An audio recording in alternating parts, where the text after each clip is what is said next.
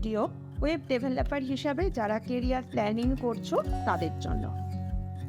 আজকের যুগে কাজের অপরচুনিটিস আছে সব থেকে বেশি ওয়েব ডেভেলপিংয়ে।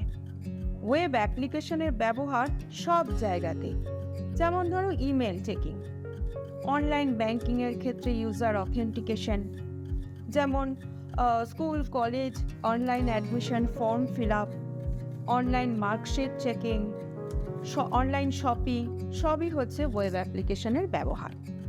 ওয়েব অ্যাপ্লিকেশনকে যদি খুব সহজে এক্সপ্লেন করি, আমরা একে 3 ভাগে ভাগ করি। নাম্বার 1 হচ্ছে ফ্রন্ট এন্ড, নাম্বার 2 হচ্ছে সার্ভার এন্ড, নাম্বার 3 হচ্ছে ডেটাবেস।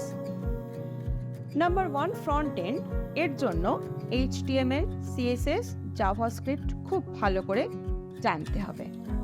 আজকাল জাভাস্ক্রিপ্টের ফ্রেমওয়ার্কের মতোই রেডিমেড কিছু অ্যাঙ্গুলার বা রিয়্যাক্ট এগুলো অনেকে ব্যবহার করে।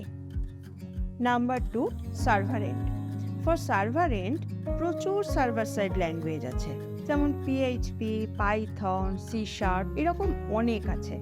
তবে এগুলোর মধ্যে যে কোনো একটা জানা থাকলে কিন্তু তোমরা কাজ করতে পারবে।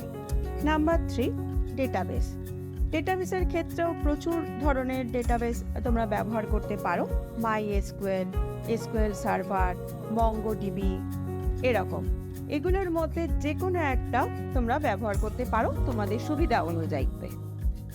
তবে একটা কথা মাথায় রাখা খুব জরুরি, এই জবে আসার আগে একটা বেসিক জিনিস তোমরা সবসময় রপ্ত করে নেবে, যে নিরন্তর নিজেকে আপডেট করবে আধুনিক প্রযুক্তির সাথে। এখানে কাজের যেমন অপরচুনিটিস আছে, সেরকম জানারও শেষ নেই। কাজ করতে করতে তোমরা ভালো মতো শিখে যাবে।